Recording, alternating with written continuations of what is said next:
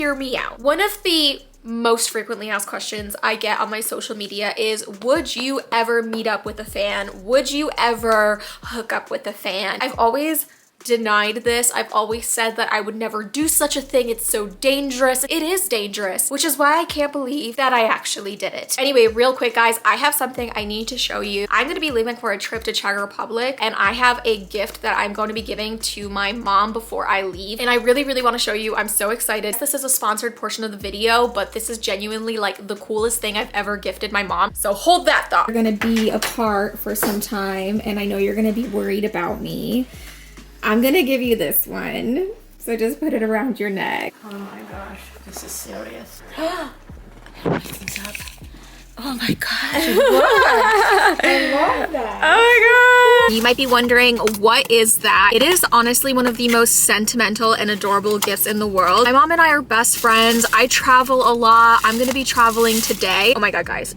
This is so beautiful. I'm so obsessed. And basically it is a necklace that you put on, and then the other person puts on the corresponding one, and you can communicate with each other through the necklace. I'm just saying, like, if a boyfriend got me this ever in my life, raw. Next question. I just got home from my mom's and I am absolutely obsessed with these. They make such the perfect gift for a significant other. So I do have bracelets, and I will link it down below along with a discount code for you guys, so make sure you go check that out. I was joking with my mom earlier. I was like, this is kind of like Life Alert. Like, if you need to just do like a quick wellness check on me, like, Stephanie, are you alive? Yes, mom. And also what's really cool about it is it has different settings. So based on like how you press it, how long you press it, how many times you press it, it's going to light up a different color. Each color has a different meaning. So some of them are like thinking of you, missing you. It's so cute. Anyway, back to the story. I've never told this story before. I've kind of kept this to myself. I didn't want to give people the wrong impression of me, but I'm going to tell you guys about the time that I went out on a date with a fan. So first of all, this happened when I was in my 20s. I don't know if this is gonna make it any better, but I did talk to this person for a very long time before we went out. And a lot of you might be watching this and might already be on my fan page and might be like, wow, Steph, like, I've been shooting my shot. I've been messaging with you for years. Why did you never go out on a date with me? There are a few reasons why this person really stood out and like made it clear to me that he was a normal human being. This all kind of started when this guy subscribed to my page. He subscribed and like right off the bat spent $100. And so I immediately replied. I was so thankful. I asked them if they wanted like any kind of video in return. And they honestly were like, no, like, it's fine. Like, I just wanted to send this to you because I really love your YouTube channel. I was like, kind of flattered and thrown off guard because like usually when people spend a lot of money on these types of sites, they want you to do something weird. And over time, me and him would message each other very casually back and forth, and I was intrigued about this person because they were extremely mysterious. One thing that I really found amazing was that they watched my YouTube channel, and I felt like they didn't really sexualize me too much, even though I know I sexualize myself quite a bit. But this person was like more interested in my personality and getting to know me, and I also felt that we had the same sense of humor. So eventually at one point I was like, you know what, I really enjoy talking to you, and let's move things over to Snapchat. So we're on Snapchat, we're talking. This person's mysterious AF. I literally do not know their first name for I think like the first year that we talked, and the only thing that I knew about this person was that they traveled a lot, and that's literally it. And at one point, a year into us talking, I felt so oddly secure with this person despite not knowing their name or anything about them. Crazy, I know. So one day I took a pretty huge leap of faith. I decided that I was going to message this guy, and I told him, listen, I'm in New York City. I don't know your name. I don't know anything about you. I'm fairly certain you're not a serial killer. So perhaps the next time that you're in New York City, considering you travel a lot, you should let me take you out for pizza.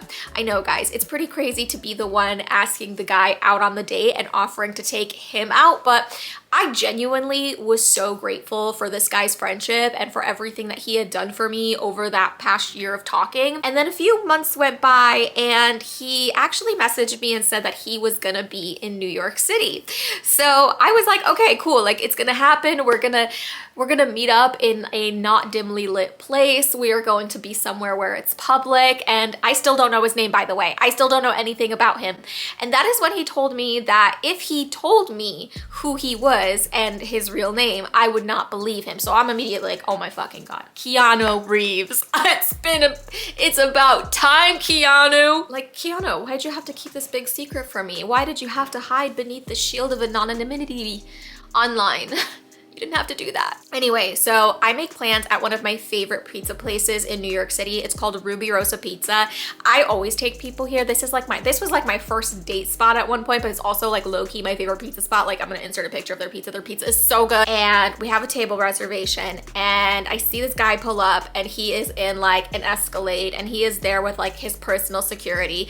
And immediately I'm like, oh, you are a high-profile individual that needs security to walk around with you, because if you didn't have them with you, maybe the security was there because of me. I don't know. Right off the bat, huge green flag is that he's not super creepy and he looks like a normal individual and he's got security with him, so I no longer perceive him as the threat. He loved the pizza, which again, huge green flag. Like, if I take you to my favorite pizza place and you love the pizza that I'm offering you, it's gonna be a good time.